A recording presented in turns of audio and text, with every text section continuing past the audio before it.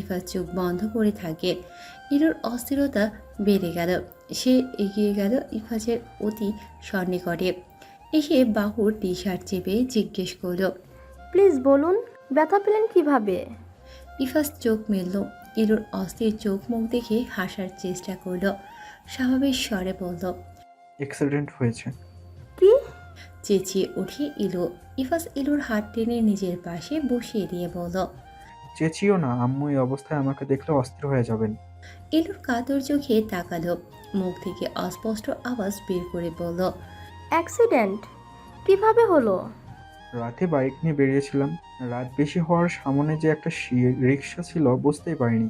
কাছাকাছি আসার পর কন্ট্রোল হারিয়ে ফেলি, কিন্তু রিক্সার সাথে যাতে ধাক্কা না লাগে সেই জন্য উল্টো দিক নিতে গিয়েই বাইক নিয়ন্ত্রণের বাইরে চলে যায়, আর তাতেই। ইফাজ সম্পূর্ণ কথা বলতে পারল না। ইলুর ডুকরে ওঠা কান্নার শব্দে থমকে গেল। অবিচলিত ভঙ্গিতে চেয়ে থাকলো তার সামনে বসে থাকা নারীর দিকে। সে তার অর্ধাঙ্গিনী, তার প্রেয়সী। এই প্রথম ইলুর কান্নায় ইফাজ প্রশান্তি অনুভব করল। তার ব্যথায় ব্যথিত হচ্ছে তার প্রেয়সী। এমন ভাগ্য কজনের হয়? ইফাজ ভাগ্যবান। অধর বিস্তীর্ণ করে প্রসন্ন হাসে ইফাজ। ইলুর দিকে হাত বাড়িয়ে দিতে গিয়েও থেমে যায়। রাতের কথা মনে হতেই হাত সরিয়ে গাঢ় কণ্ঠে বলল, ব্যথা পেলাম আমি, আর কাঁদছো তুমি? ইলু কান্না থামালো। করুণ চোখে ইফাজের ব্যথিত মুখের দিকে তাকিয়ে খোলা কণ্ঠে বলল, আমার জন্য হয়েছে সব। আমি যদি রাতে মিসবিহেভ না করতাম তাহলে আপনি বাইরে যেতেন না, আর নাই বা এত কিছু হতো। সব আমার জন্য হয়েছে, সব। ইফাজ নিঃশব্দে হাসে। দীর্ঘক্ষণ তাকিয়ে থেকে বলে, তোমার উপরে রেগে আমি বাসা থেকে বেরিয়ে যাইনি। ইলু ব্যগ্র হয়ে তাকিয়ে থাকে। ইফাজ নির্বিকার কণ্ঠে বলে, এটা ঠিক, তোমার চোখে অবিশ্বাস দেখে আমি কষ্ট পেয়েছি, আর সেই কষ্ট থেকে আমি নিজের অজান্তেই তোমাকেও কষ্ট দিয়ে ফেলতাম, হয়তো শরীরের আঘাতে নয়, তবে কথার আঘাতে। আর আমি বেঁচে থাকতে সজ্ঞান কখনোই সেটা করতে পারতাম না। ইলু টলমলো চোখে তাকায়। কান্না আটকানোর তুমুল প্রয়াস চালিয়ে ঠোঁট চাপল। ইফাজ ঘন ঘন শ্বাস ফেলে বলল, আমি ফ্রেশ হয়ে আসি। ইফাজ ধীর পায়ে এগিয়ে টি শার্ট বের করল। ইলু সেখানেই থম মেরে বসে থাকে। ইফাজ এক পলক তাকিয়ে ওয়াশরুমে চলে গেল। দীর্ঘ সময় পর যখন ইফাজ ওয়াশরুম থেকে বের হলো, তখনও ইলু সেভাবে বসে থাকে। ইফাজ অতি সন্তর্পণে মুখ মুছল। গালের দিকে ব্যথা পেয়ে যায়। না চাইতেও অল্প আর্তনাদ করে ফেলে। ইলু চমকে যায়। দ্রুত বিছানা ছেড়ে ইফাজের কাছে গিয়ে টাওয়াল ছিনিয়ে নেয়। বিচলিত কণ্ঠে বলে, তাওয়াল দিয়ে মুছতে হবে না, ব্যথা পাবেন।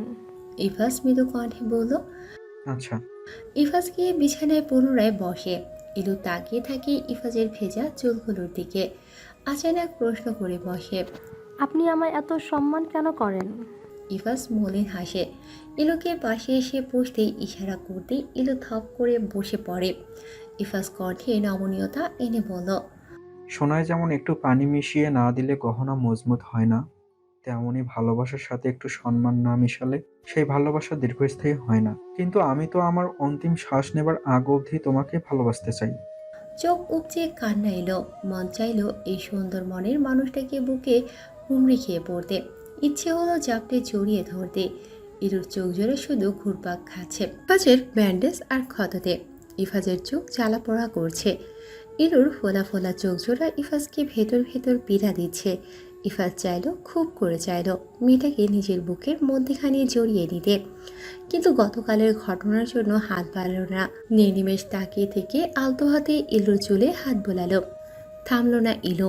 মুখ চেপে কাঁদলো, কাঁদতেই থাকলো। ইলু যখন হেসকি তুলে ফেললো কাঁদতে কাঁদতে, তখন ইফাজ মুখ খুলল।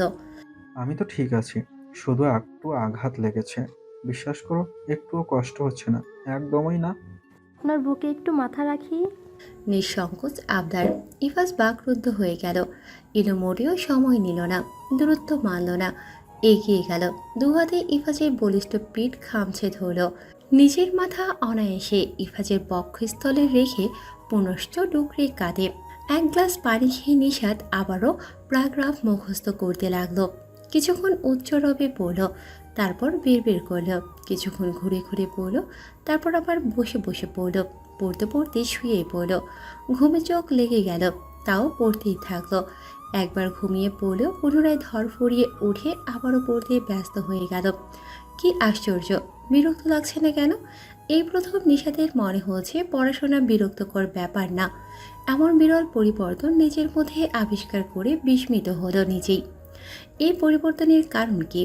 এমন পরিবর্তনের পেছনে কে আছে? নিশাতের সহজ সুলভ ছোট মন জানান দিল তার কাঠখোট্টা শাশুড়ি এই পরিবর্তনের সাথে প্রত্যক্ষ ও পরোক্ষভাবে জড়িত। এ দুদিন যেন সারাটা সময় মিসেস ঐশানী নিশাতের পেছনেই লেগে থাকেন। খুব ভোরে ঘুম থেকে উঠিয়ে নাস্তা এনে দিয়েছেন, তারপর পড়তে বসিয়েছেন।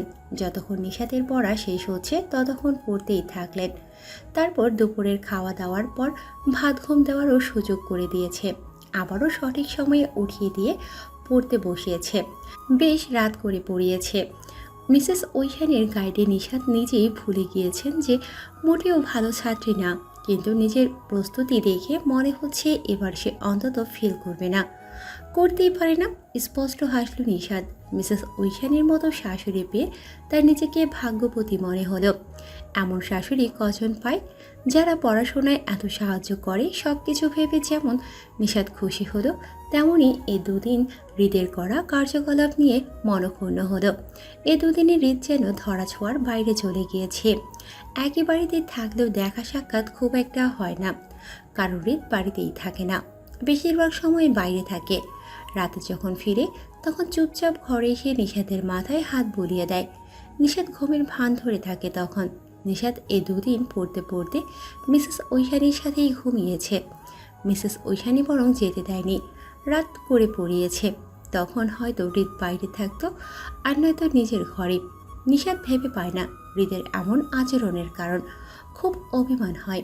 নিশাত সূক্ষ্ম শ্বাস ফেলে। হৃদ রোজ এসে তাকে দেখে, কিন্তু তাকে দেখতে সুযোগ দেয় না। কেমন লোক! মিসেস ঐশানী রাত 9টা পর্যন্ত পড়ালেন। আগামীকাল পরীক্ষা।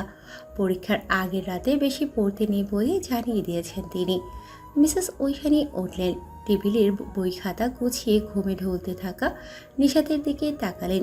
কয়েকবার চোখের পলক ফেলে নিশাতের কাঁধ ঝাঁকিয়ে বললেন, এখানে ঘুমিয়ে পড়ো না যেন, ঘাড়ে ব্যথা করবে, তখন পরীক্ষা দিতেও পারবে না।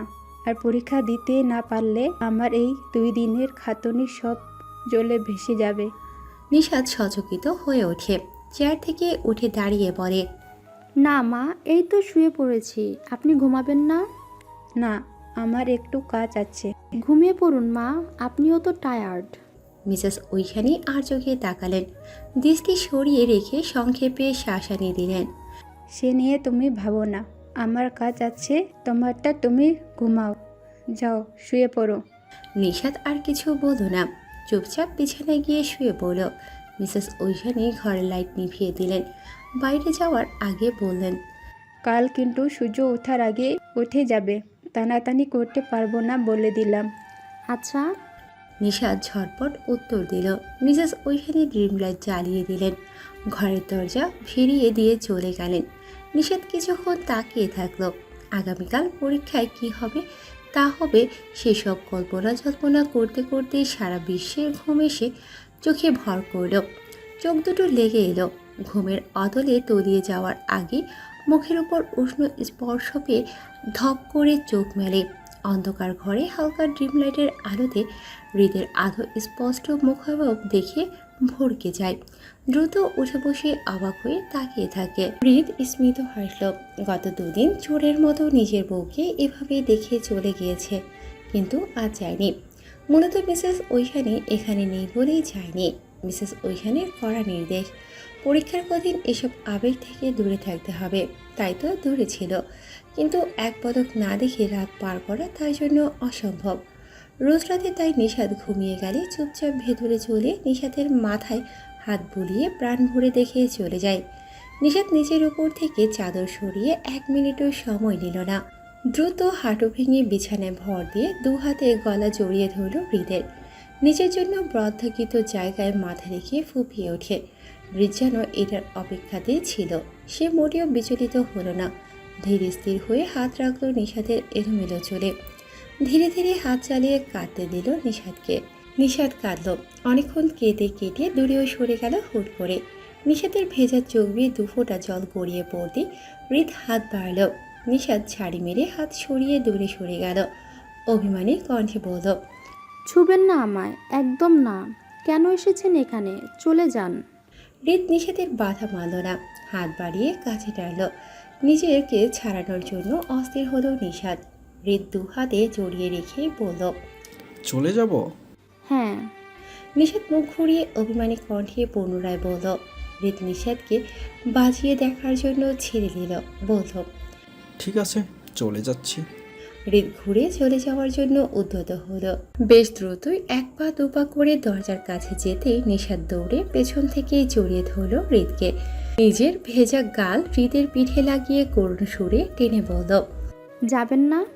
হৃদ হাসল। নিশাতকে টেনে সামনে দাঁড় করিয়ে বলল, তুমি না বললে চলে যেতে, এখন আবার না করছো কেন? নিশাত অভিমান নিয়ে অন্যদিকে তাকিয়ে বলল, আপনি যে দিনকে দিন পাষাণ হয়ে যাচ্ছেন সেই খেয়াল কি আছে? আমি পাষাণ? হৃদ কৃত্রিম বিস্ময় নিয়ে প্রশ্ন করল। নিশাত নাক টেনে বলল, অবশ্যই পাষাণ। আপনি এই 2 দিন একবারও আমার কাছে আসেননি। কাছে এসেছেন, নিজে ঠিকই দেখে চলে গিয়েছেন, কিন্তু আমায় দেখতে দেননি। এখন এতদিন পর এসে আবার চলে যাওয়ার কথা বলছেন। স্বভাব সুলভ কাঁদতে বসে গেল নিশাত।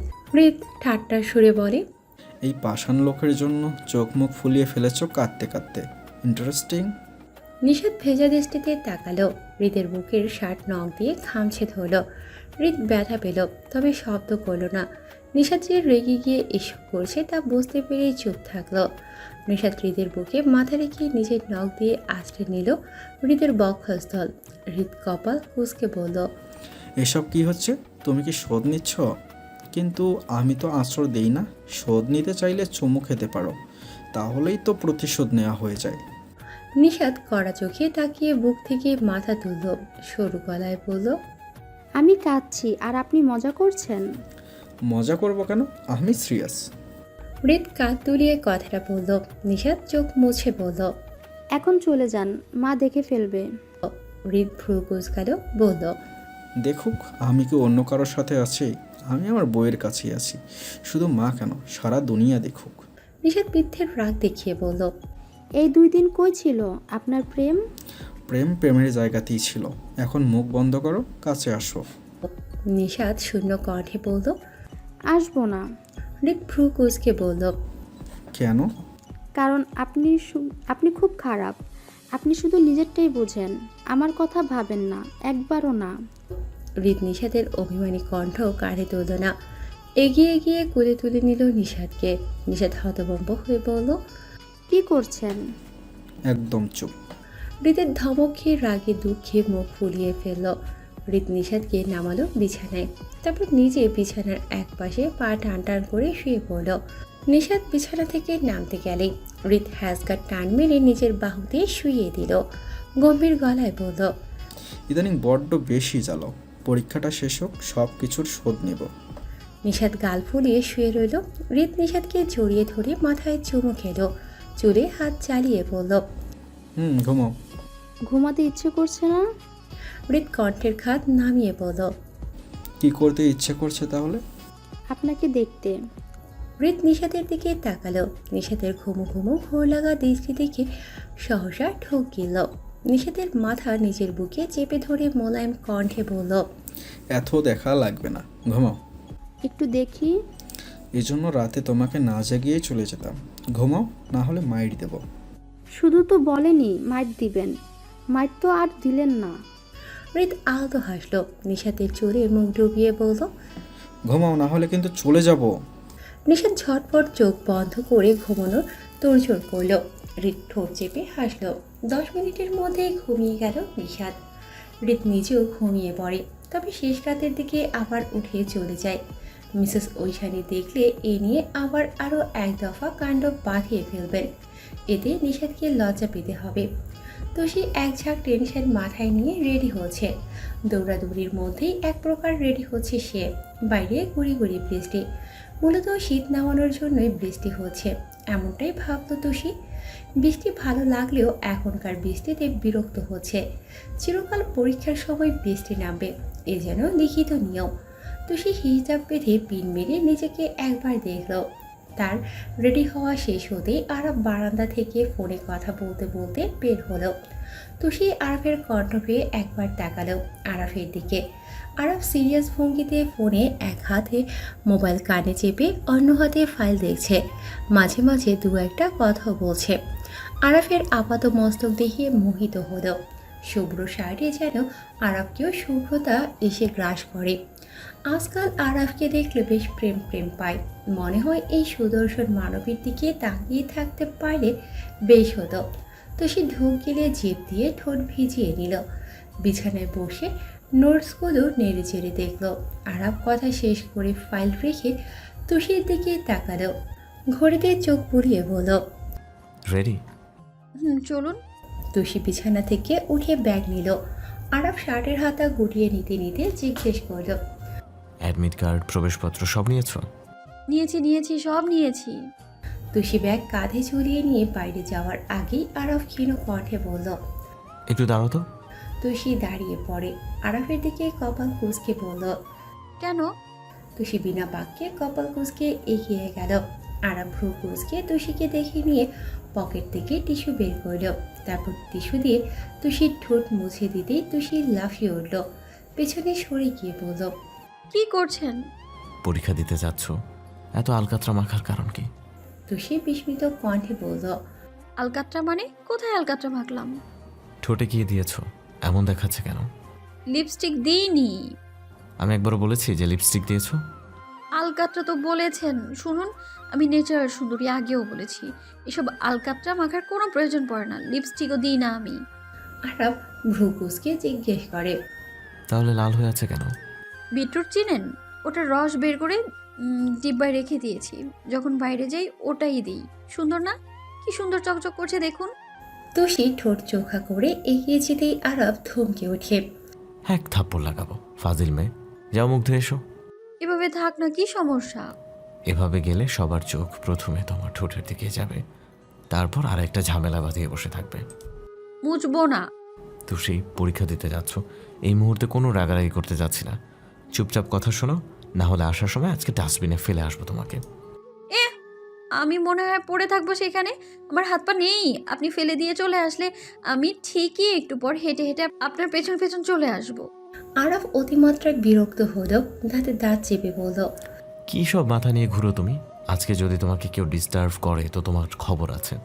তো সেই কুটিল হেসে বলল, আমায় ডিস্টার্ব করতে হয় না, উল্টো আমি নিজেই অন্যকে ডিস্টার্ব করি। আমি শুধু ভাবছি আজকে যদি একটা হ্যান্ডসাম ইয়াং টিচার গার্ড দেয়, নীল কালো অথবা সাদা শার্ট পরা, শার্টের হাতা ফোল্ড করা, জিম করা বডি, উফ, আমি তো শেষ। আরব তীক্ষ্ণ নজরে নিবদ্ধ করল তুষিকে। তুষি কুটিল হাসে। আরফের মেজাজ খারাপ হয়ে গিয়েছে। দাঁতে দাঁত চেপে চুপ করে আছে। পরীক্ষায় না থাকলে ঠাড়িয়ে একটা লাগিয়ে দিত এই মেয়েকে। আরফকে এত শান্ত দেখে তুষি বাঁকা হেসে বলে, জেলাস? মোটেও না, তুমি একটা হ্যান্ডসাম ছেলে পেলে ফিদা হয়ে যাবে। আর আমি কি বসে থাকবো? ইউ নো, গতকালই একটা মেয়ে প্রপোজ করেছে, সব দিক থেকে পারফেক্ট। ভাবছি একসেপ্ট করেই ফেলবো, কি বলো? তুষি ক্ষুব্ধ হলো, তেড়ে গিয়ে বলল, একদম মেরে ফেলবো। জেলাস? তুষি নাকের পাটা ফুরিয়ে বলল, অফকোর্স আম জেলাস। আপনি শুধু আমার, অন্য কোনো মেয়ের না।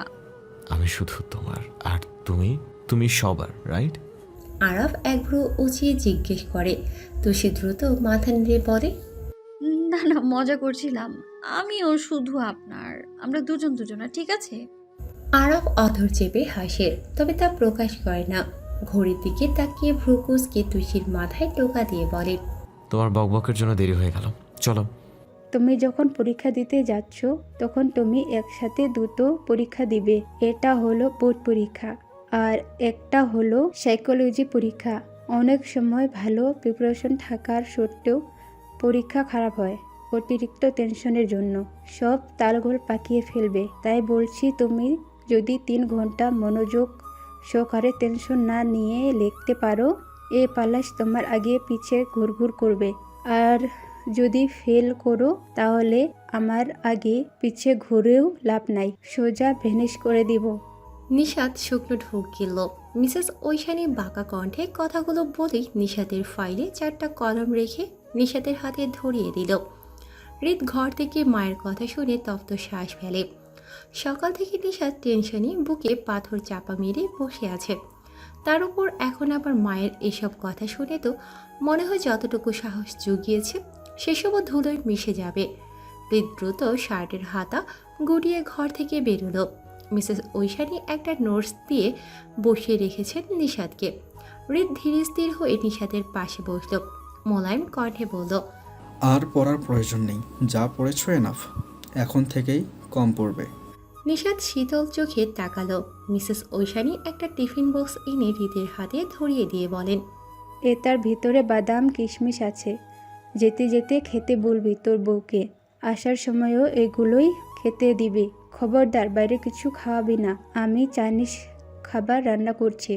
হৃদ কিছু না বলে টিফিন নিয়ে নিশাতকে বলল। চলো বের হই। নিশাত নোটস রেখে উঠে দাঁড়ালো। ধীর পায়ে প্রথমে আফতাব খানের কাছে গিয়ে নরম কণ্ঠে বলল, দোয়া করবেন বাবা। আফতাব খান হেসে বললেন, পরীক্ষায় ভালো রেজাল্ট করে ববিতার মুখ রক্ষা করো, দোয়া করলাম। নিশাত ফিক করে হেসে দিল। আফতাব খান তাল মিলিয়ে হাসলেও পরক্ষণে মিসেস ঐশানীর চোখে রাঙানি দেখে থেমে গেল। নিশাত হাসি থামিয়ে মিসেস ঐশানীর কাছে গিয়ে হাসি মুখে বলল, দোয়া করবেন মা, আমি যাতে আপনাদের মান রাখতে পারি। আমার মন রাখতে হবে না, ভালো করে পরীক্ষা দিবি, নিজের জন্য দিবি, কারো মন রাখার জন্য না। নিশাতের মুখটা ছোট হয়ে গেল। হৃদ নিশাতকে তাড়া দিয়ে বলল, লেট হয়ে যাচ্ছে কিন্তু। নিশাত দ্রুত ফাইল নিয়ে বেরিয়ে গেল। হৃদ বাবা মাকে আসছে বলে যেতে নিতে মিসেস ঐশানী ডেকে ওঠেন। হৃদের হাতে একটা সোয়েটার ধরিয়ে দিয়ে বলেন, তোর বউকে এটা পড়তে দিস, আর বলিস গত রাতে নামাজ পড়ে ওর জন্য দোয়া করছি। হৃদ নিঃশব্দে হাসে, সোয়েটার হাতে নিয়ে বেরিয়ে যায়। তার মাঝে নিশাতকে নিয়ে ভাবে এই নিয়ে কোনো সন্দেহ নেই। ওরা যখন পরীক্ষার কেন্দ্রে পৌঁছালো তখন বৃষ্টি থেমে গিয়েছে। নিশাত দুরু দুরু বুকে গাড়ি থেকে নেমে দাঁড়ালো। হৃদ এক পলক তাকিয়ে খোলা শ্বাস ফেলে নিশাতের মাথায় হাত বুলিয়ে বলল, কোনো ভয় নেই, যতটুকু পারো ততটুকুই যথেষ্ট। আমি তোমার সব কিছুতেই খুশি, একদম প্রেশার নিতে হবে না। নির্জীব হয়ে নিশাত শুধু তাকিয়ে থাকলো। হৃদ নিশাতকে আরো অনেক কিছু বলল। নিশাত শুধু শুনেই গেল। এরই মাঝে আরাফের গাড়ি এসে কলেজের গেটে থামলো। তুষি আর নিশাত একসাথে পড়ার ব্যাপারে প্রথমে টুকটাক কথা বলল। যখন কলেজের গেট খুলে দেওয়া হলো তখন আরাফ তুষির কাছে গিয়ে বলল, ভালোভাবে এক্সাম দিবা, স্যারদের দিকে যথাসম্ভব না তাকানোর চেষ্টা করবা। আমি এখানে আছি, পরীক্ষা শেষে সোজা এখানে চলে আসবে। তুষি এক ভ্রু উঁচিয়ে তাকালো। নিজেও আরাফের কথার রেশ টেনে বলল, খবরদার, আপনি কোনো মেয়ের দিকে তাকিয়েছেন তো? আমাদের করা ডিলের কথা মনে আছে? আপনি শুধু আমার আর আমি আপনার, গট ইট? তুষি ভাব নিয়ে চলে গেল। আর ভ্রুকুচকে তাকিয়ে থেকে ক্ষীণ দম ফেলল। এই মেয়ে শোধরানো নয়। নিশাত হৃদের গা ঘেঁষে দাঁড়িয়ে থাকলো। হৃদ নিশাতের হাত শক্ত করে ধরে আশ্বাস দিয়ে বলল, ভয় পাওয়া যাবে না, মা কি বলেছে মনে নেই? পজিটিভলি পরীক্ষা দেবে, কিচ্ছু হবে না। তোমাকে গোল্ডেন প্লাসও পেতে হবে না, শুধু পরীক্ষা দাও, তাহলেই হবে। নিশাত হৃদের সুশ্রী মুখশ্রীর দিকে তাকিয়ে থেকে শান্ত হলো। মানুষটার মুখের দিকে তাকিয়ে মনে মনে ঠিক করে নিল সে ভয় পাবে না। অন্তত সামনে দাঁড়িয়ে থাকা মানুষটার জন্য ভয় পাবে না। তার শাশুড়ি মায়ের পরিশ্রমের কথা ভেবে ভয় পাবে না। নিশাত ধীর পায়ে এগিয়ে গেল গেটের দিকে। হৃদ নিশাতের দিকে তাকিয়ে থাকলো। এক পর্যায়ে চোখ ঘোলাটে হয়ে যেতেই বুঝতে পারল তার সম্পূর্ণাঙ্গিনী ধীরে ধীরে শুভ্র স্বপ্নের দিকে পাড়ি জমাচ্ছে। 3 ঘন্টা পরীক্ষা দেওয়ার পর ভিড় কাটিয়ে যখন নিশাত আর তুষি বেরিয়ে আসে তখন হৃদকে সেখানেই পেয়ে গেল। হৃদ গাড়িতে হেলান দিয়ে দাঁড়িয়ে এদিক সেদিক তাকাচ্ছে। নিশাত মৃদু হেসে দৌড়ে হৃদের কাছে গেল। হৃদ নিশাতকে দেখে মুগ্ধ হয়ে হাসে। নিশাতের অর্ধ ঘর্মাক্ত মুখে উচ্ছ্বাস। নিশাত ঠোঁট প্রসারিত করে বলে, জিজ্ঞেস করুন পরীক্ষা কেমন হয়েছে। হৃদ 2 হাত বুকে গুজে মিহিস্বরে জিজ্ঞেস করে, পরীক্ষা কেমন হয়েছে? ভালো হয়েছে, অনেকটাই কমন পড়েছে, ফেল হবে না। মোলায়েম হাসে হৃদ। এতক্ষণ বুকে যেন শক্ত একটা পাথর জমেছিল। নিশাতকে সান্ত্বনা দিয়ে সে নিজেই ভয়ে ছিল। নিশাদকে প্রাণোচ্ছল দেখে হৃদ স্বস্তির নিঃশ্বাস ফেলে। নিশাদের দিকে তাকিয়ে আদুরে কণ্ঠে বলে, আমি জানতাম আমার সম্পূর্ণাঙ্গিনীর চাইলেও সব পারবে। নিশাদ পুলকিত হলো। হৃদ আলতো হেসে নিশাদের কানে কানে বলল, পরীক্ষায় ভালো রেজাল্ট করলে আমার কাছ থেকে কী চেয়েছিলে মনে আছে তো? নিশাদ কপাল কুঁচকে তাকালো। হৃদ কানের কাছে মুখ নিয়ে বলল, আমাকে চেয়েছিলে। সামলাতে পারবে তো এই উন্মাদ প্রেমিককে? নিশাদ আচমকা লজ্জা পেল। লজ্জা রাখা মুখ দেখার সৌভাগ্য বেশিক্ষণ হলো না হৃদের। তুষি চিন্তিত মুখে এগিয়ে এসে বলল, ভাইয়া আরাফ কোথায়? আপনার সাথে নেই কেন? আরাপের সাথে ওর কলিগ দেখা করতে এসেছে, ওর সাথেই আছে মেবি। তুষি সচকিত হলো। চোখ ছোট ছোট করে জিজ্ঞেস করল, কখন গিয়েছে? আধ ঘন্টা হবে। তুষি ঠোঁট দুটো আলগা করে বলল। আধ ঘন্টা? এতক্ষণ ধরে কি করছে? নিশাদ ভ্রু কুঁচকে বলল। কাজ আছে বলেই তো দেরি হচ্ছে, তুই একটু অপেক্ষা কর। নিশাদ নাক ফুলিয়ে বলল, কিসের অপেক্ষা? ভাইয়া উনি কোন দিকে গিয়েছে বলুন আমায়, আমি এক্ষুনি যাচ্ছি। হৃদ গম্ভীর মুখে বলল, কোথাও যাবে না, আরাপকে কল করে আসতে বলেছি, অপেক্ষা করো। না না, অপেক্ষা করব না, আপনি বলুন কোথায় গিয়েছে প্লিজ। হৃদ মানা করলো, কিন্তু তুষি জেদ নিয়ে রইল। হৃদ একবার কড়া ধমক দিতে গিয়েও থেমে গিয়েছে। শেষমেশ বলেই দেয় বাদিকের একটা রেস্টুরেন্টে গিয়েছে। তুষি হৃদকে চলে যেতে বললেও হৃদ যায় না। নিশাদকে গাড়িতে বসিয়ে দিয়ে আরাফকে কল করে। তুষি ধীরে ধীরে এগিয়ে যায়। বাদিকে একটা রেস্টুরেন্টের পেছনে পার্ক আছে। সেই পার্কের কাছে এসে তুষি এদিক সেদিক তাকায়। তারপর নিজের দিকে তাকাতে মুখ পানসে হয়ে যায়। কলেজের ড্রেস ঘামে ভিজে আছে। বর্তমানে এভাবে সে যেতে চাইছে না, তাই পার্কের চারিদিকেই হাঁটতে লাগলো। প্রায় 10 মিনিট পর আরাফকে বের হতে দেখে তুষি সচকিত হলো। আরাফ রেস্টুরেন্ট থেকে বের হওয়ার পর একটা মেয়েও বের হলো। মেয়েটা ওদিক ফিরে রইল, পরনে শার্ট প্যান্ট। তুষি ঠোঁট দুটো আলগা করে দেখতে লাগলো। আরাফ হেসে হেসে মেয়েটার সাথে কথা বলছে। তুষির রাগে গা পিত্তি জ্বলে ওঠে। ক্ষুব্ধ হয়ে তাকিয়ে থেকে ধূপধাপ পা ফেলে চলে যায় তুষি। হৃদ গাড়ির সাথে হেলান দিয়ে দাঁড়িয়েছিল। তুষি সোজা এগিয়ে এসে হৃদের সামনে দাঁড়িয়ে কাট কাট কণ্ঠে বলে, এক্ষুনি বাসায় পৌঁছে দিন আমায়, আমি বাসায় যাব। হৃদ কপাল কুঁচকে ফেলে বলে, আরাপ কোথায়? উনি এই দুনিয়াতে নেই, বিশাল এক কাজে ব্যস্ত। মনে হয় না আদৌ আমার কথা মনে আছে। আপনি আমায় পৌঁছে দিন প্লিজ ভাইয়া। হৃদ তুষির কথার আগামাথা কিছুই বুঝতে পারল না, কিন্তু আর কিছু বললও না। আরাফকে একটা মেসেজ করে তুষি আর নিশাদকে নিয়ে বাসায় চলে গেল। তুষিকে ওর গেটের কাছে নামিয়ে দিতে তুষি বিনা বাক্যে ভেতরে চলে যায়। নিশাদ চিন্তিত মুখে বলে, কি হলো ব্যাপারটা? হৃদ গাড়ি স্টার্ট দিতে দিতে বলে, মিস আন্ডারস্ট্যান্ডিং। তুষি বাসায় গিয়ে সোজা নিজের ঘরে চলে যায়। শুধু যাওয়ার আগে মিসেস আঞ্জুমানকে বলে পরীক্ষা ভালো হয়েছে। তুষি ঘরে গিয়ে শাওয়ার নিতে চলে যায়। শাওয়ার নিয়ে যখন বের হয় তখনই আরাফ ঘরে আসে। তুষি অপ্রতিভ হয়ে তাকিয়ে আবার চোখ সরায়। আরাফ টেনে টেনে শ্বাস নিল, তারপর ফোন টেবিলের ওপর রেখে ভ্রু কুঁচকে জিজ্ঞেস করল, না বলে চলে এলে কেন? তুষি সরু চোখে তাকিয়ে বলল, তো কি করতাম? কি করতে মানে? অপেক্ষা করতে বলিনি? ওই দিনের ঘটনার পর এত সাহস পাও কোত্থেকে? আগে তো এত সাহস ছিল না। আগে তো অনেক কিছুই হতো না, আপনি মেয়েদের সাথে হেসে হেসে গা ঘেঁষে দাঁড়িয়ে কথাও বলতেন না। আরাফ তির্যক চোখে তাকিয়ে থাকে তুষির দিকে। তার চোখে একরাশ প্রশ্ন। আরাফ তুষির কথার প্রেক্ষিতে ভ্রু কুঁচকে জিজ্ঞেস করে, মানে কি বলতে চাইছো? বলতে চাইছি কিছুক্ষণ আগে আপনি আপনার কলিগের সাথে হেসে হেসে কথা বলতে ব্যস্ত ছিলেন। এতটাই ব্যস্ত ছিলেন, আমার পরীক্ষা যে শেষ হয়ে গিয়েছে সেই দিকেও খেয়াল করতে পারেননি আপনি। আরাফ শক্ত মুখ করে তুষির দিকে তাকিয়ে থাকে। কঠিন কণ্ঠে বলে, এসব কি ধরনের কথা? তুমি কি বলতে চাইছো আমি তোমার খেয়াল রাখি না? তুষি ভ্রু উঁচিয়ে বলল, সেটা কখন বললাম? আমি বললাম আপনি মেয়েদের সাথে কথা বলতে এতটাই ব্যস্ত ছিলেন যে নিজের স্ত্রীর কথাই ভুলে গিয়েছিলেন। আরাফের আগে গা রিড়ি করে ওঠে। ইচ্ছে করলো তুষির গালে ঠাস করে একটা লাগিয়ে দিতে। আরাফ হাত মুঠো করে নিজেকে নিয়ন্ত্রণ করে বলল, মাইন্ড ইউর ল্যাঙ্গুয়েজ। খবরদার আমাকে রাগাবে না একদম। রোজ রোজ তোমার এসব অকারণে রাগ দেখানোর কোনো মানে নেই। কর্মজীবনে অনেকের সাথে কথা বলতে হয়। একটা মিটিং পড়ে গিয়েছিল, তাই রেস্টুরেন্টে মিটিংটা করা হয়। সেখানে শুধু আমি আর তোমার সো কল্ড সেই মেয়ে ছিলাম না, সেখানে আরও অনেকে ছিল। মিটিং শেষ করার আগে আমি সেখান থেকে উঠে পড়ি।